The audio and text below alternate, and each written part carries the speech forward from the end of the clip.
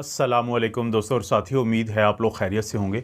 आज की इस वीडियो में हम बात करेंगे कि बहुत दफ़ा लोग अलसी के जो बीज होते हैं, फ्लैक्स सीड्स होते हैं, अगरचे उनके फ़ायदे तो जानते हैं कि इसके क्या-क्या फ़ायदे हैं, लेकिन वो बुनियादी गलती करते हैं इसको इस्तेमाल करने में। तो अगर आप भी अलसी के बीज को गलत तरीके से इस्तेमाल कर रहे हैं, जिससे आपको फ़ायदे की जगह पे नुकसान होने का डर होता है, तो आपने सही तरीके से इसको इस्तेमाल करना है। इसको इस्तेमाल करने का सही तरीका क्या है? पहले तो ये देखें कि 2 किस्म के आपको मिलते हैं, एक वाइट कलर के होते हैं और एक डीप ब्राउन थोड़े से ब्लैक कलर के, जैसे कि आपको बैकग्राउंड में भी नज़र आ रहे हैं, तो इस टाइप के होते हैं। तो अलसी के जो आपने बीजों का इंतखाब करना है, वो आपने इन वाले बीजों का, जो डीप ब्राउन ये थोड़े से ब्लैकिश कलर के होते हैं, इनका इंतखाब करना है और वाइट वालों का नहीं करना। दूसरा ये होता है कि ये वाले जो अलसी के बीज होते हैं, फ्लैक्स सीड्स होते हैं, इनके बहुत ज़्यादा फ़ायदे हैं। तो इनका जो छिलका होता है वो आपके अंदर जाके हज़म नहीं होता प्रॉपरली।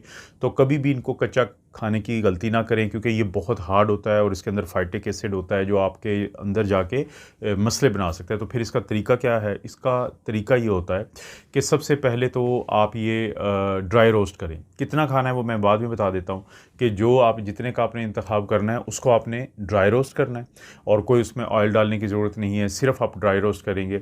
और ड्राई रोस्ट करने के बाद भी आपने इसको पाउडर की हालत में लेके आना है, क्योंकि आप ये चाहते हैं कि अलसी के बीजों का आपको मुकम्मल फ़ायदा मिले, प्रॉपर फ़ायदा मिले।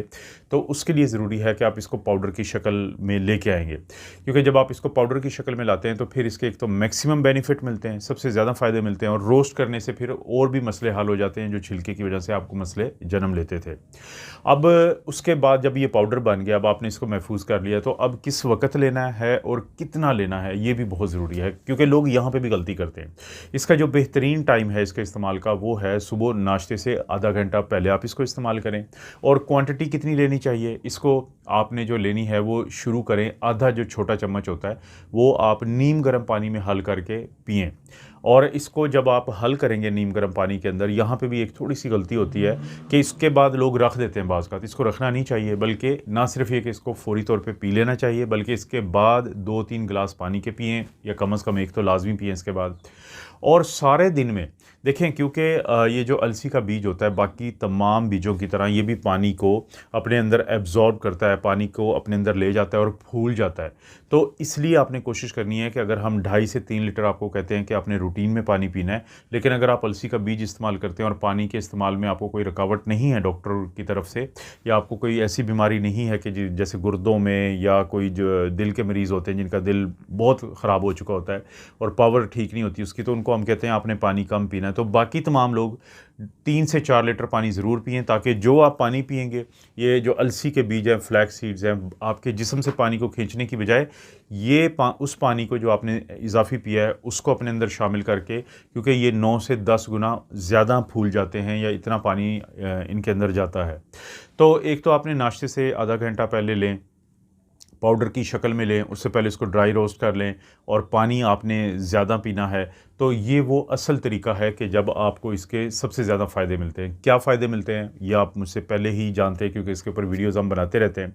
जैसे वो लोग जिनको दायमी कब्ज़ होती है, उनकी कब्ज़ नहीं जा रही होती, मुख्तलिफ़ दवाइयाँ वो लेते रहते हैं, तो उनको बेइंतहा फ़ायदा होता है, क्योंकि इसके अंदर जो फ़ाइबर होता है, यानी फ़ाइबर से भरपूर है। अलसी के बीज जो है वो फ़ाइबर से भरे हुए होते हैं।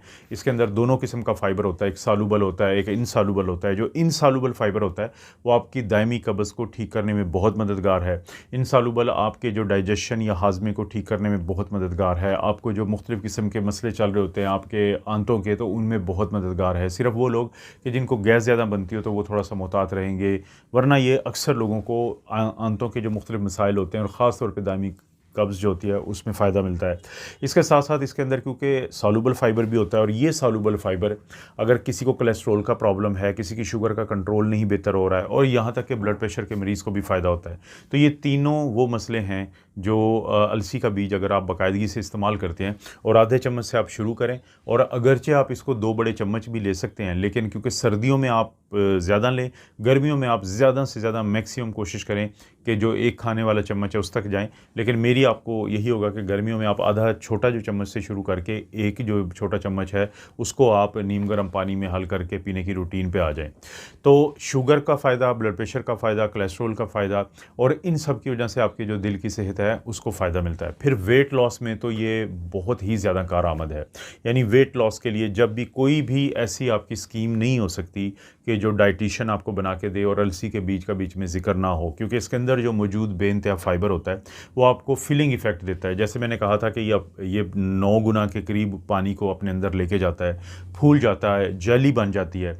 अब वो जेली जब आपकी आंतों से गुजर रही होती है तो आपको फिलिंग इफ़ेक्ट देती है, आपके मैदे के अंदर से गुजरती है तो आपका पेट भरा भरा वो हो जाता है। तो जब आप भरा रहता है पेट और आंतें तो आपको काफ़ी देर तक फिर खाने की ज़रूरत नहीं पड़ती।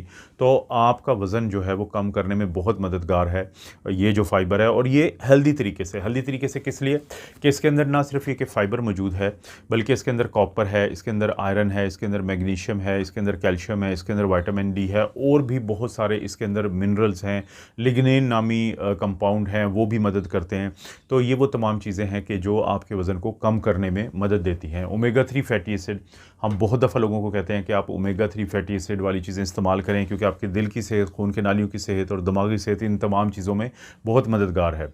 क्योंकि बहुत सारे लोग वेजिटेरियन होते हैं और वो गोश्त बहुत ज़्यादा नहीं खाते, और गोश्त यानी मछली, अब उसके अंदर ओमेगा 3 होता है। जब आप वो नहीं लेते तो आप जाते हैं प्लांट बेस्ड चीज़ों की तरफ, तो उनमें ओमेगा 3 का फैटी एसिड का बेहतरीन ज़रिया जो है वो फ्लैक्स सीड्स या अलसी के जो बीज होते हैं वो होते हैं। इसी तरह से जोड़ों के मरीज़ों को फ़ायदा ये होता है कि आर्थराइटिस में, क्योंकि सोजिश होती है, इसी तरह से जिनका यूरिक एसिड बड़ा होता है उनमें सोजिश होती है, तो इनके अंदर, इसके अंदर, अलसी के बीज के अंदर काफ़ी चीज़ें ऐसी हैं, कंपाउंड ऐसे हैं जो आपके जिस्म के अंदर इन्फ्लेमेशन या सोजिश को कम करते हैं।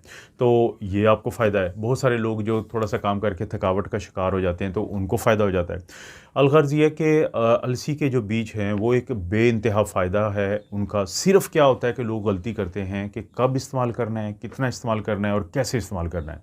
इसलिए मैंने कोशिश की कि आपको कम से कम इस वीडियो में ये दो तीन इश्यूज़ हैं ये बता दूं, ताकि जितने भी बाकी फ़ायदों का मैंने ज़िक्र किया है वो आपको तमाम के तमाम मिल जाएँ। और लड़कियों को ये फ़ायदा होता है कि जो मेंस्ट्रुअल क्रैम्प्स होते हैं, कि माहवारी के दौरान जो बहुत ज़्यादा दर्द होता है, तो उसमें काफ़ी बेहतरी आ जाती है, क्योंकि जो ईस्ट्रोजन होता है तो आपके ईस्ट्रोजन को रेगुलेट करने में काफ़ी मददगार कुछ चीज़ें जो कुदरती तौर पे देती हैं, तो उनमें से इस अलसी का बीज भी एक ऐसी चीज़ ही करार पाता है।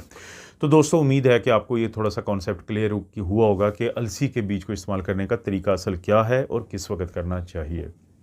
इस तरह की वीडियोस बनाता रहता हूँ। वीडियो को लाइक करें, चैनल को सब्सक्राइब करें। कोई वीडियो अच्छी लगती है तो दोस्तों, रिश्तेदारों से शेयर करने, नीचे ऑप्शन उसको ज़रूर इस्तेमाल करें। आप अपना और अपनी फैमिली का ख्याल रखें। अल्लाह ताला आपको और आपकी फैमिली को हर किस्म की बुराई, बीमारी और आजमाइश से महफूज रखे।